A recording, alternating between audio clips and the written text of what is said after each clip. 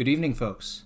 I'm about to demonstrate the functionality of a spectrum analyzer, oscilloscope, and a signal generator that I built in Labview. So on the left we have our signal generator, in the center we have our oscilloscope, and on the right we have the spectrum analyzer. Now we have our signal generator on sine wave, so if we pop up this amplitude a little bit, we'll see this nice sine wave appear on the oscilloscope.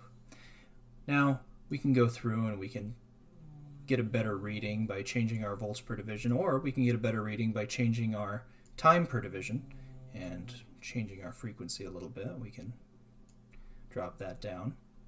We can also show a square wave, but we have to do the duty cycle of the square wave, and there we go, nice square wave. You can also see that the spectrum analyzer is getting this square wave on the right hand side. If we bump this up a little bit, we can get a better view at what it's doing.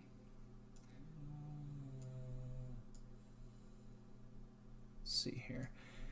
We can also change the position of this square wave to look at the peak-to-peak voltage if we wanted to, but we don't need that because we have a little peak-to-peak indicator right down here on the right-hand side. We also have a peak voltage indicator. So let's reset this back onto its 0, and let's set this back to sine wave. Let's introduce some noise. And there we go.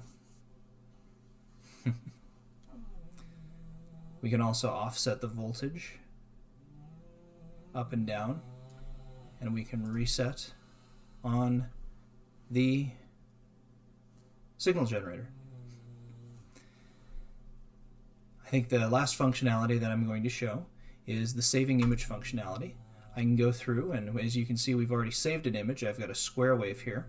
This is saved anywhere on your computer. It's saved through the standard Windows file system, and we can go through and we can say test, and now I'm going to replace this square wave with this nice noisy sine wave. Anyway, hope you all are doing well and have a wonderful evening.